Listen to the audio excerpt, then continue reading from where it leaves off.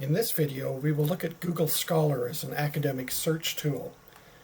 The first thing you need to know is that it's very important to log into Google Scholar through the library homepage. If you scroll down, you will see a Google Scholar search link here. You'll be asked to log in, and then you will see Google Scholar. The reason why you need to log in is because as you do a search, say on systemic racism, if the library happens to have a copy of the particular article that you're looking for, it will appear here either as a direct link like that or as a check TW library, which will lead you to the full text. Without logging in, you won't get these results on the side. Google Scholar is a large academic base search engine, but it has a number of problems to it. First of all, it's a jumble of various kinds of resources with no way to distinguish them out. For example, the first one here is a book. Then there is what appears to be a journal article, and so on, another journal article, another article, and there may be other things in here. You might find a conference proceeding. You might find all kinds of things all mixed together. And so that becomes a problem. How do you distinguish the various kinds? You really have to just look at the entry and see what's there. Having the full text over here really helps because then you can go directly to it. But there are other tools that you can use. Let's take a look more closely at this one here, which is a journal article. There are a number of tools that you have available to you. For example, this quotation mark here is a citation feature, and it will enable you to cite articles in APA, MLA, whatever, and copy and paste that into a document. Once again, this is generated by a computer, and therefore you have to check it over to make sure that everything is right.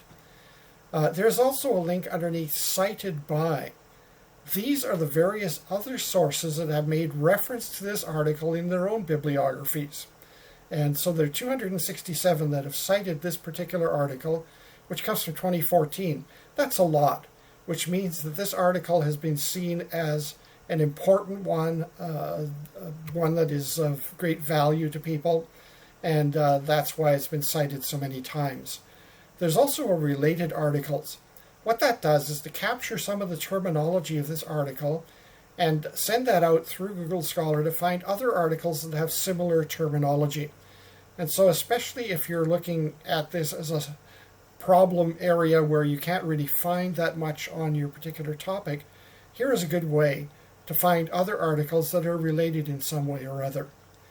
There's another value to Google Scholar, and that is when you come up with an article that you really don't know whether the library has it or not, you can log into Google Scholar and look up the article.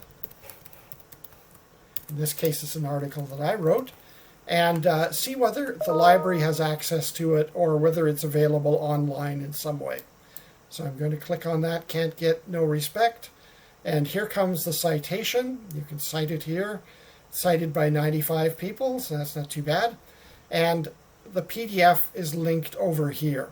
And in this case, it's not something that we have in our library, but it is something that has been posted online, and so you should be able to get it.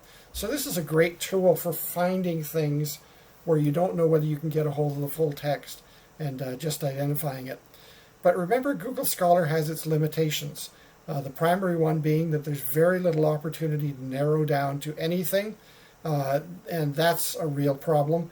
But beyond that, the fact that it's a mixed bag. It's got all kinds of things in it, including some sources like second year undergraduate papers and that sort of thing. So it's not always perfect. There is an advanced search, and I'll provide a link to that that you can use to perhaps narrow things down a little bit more.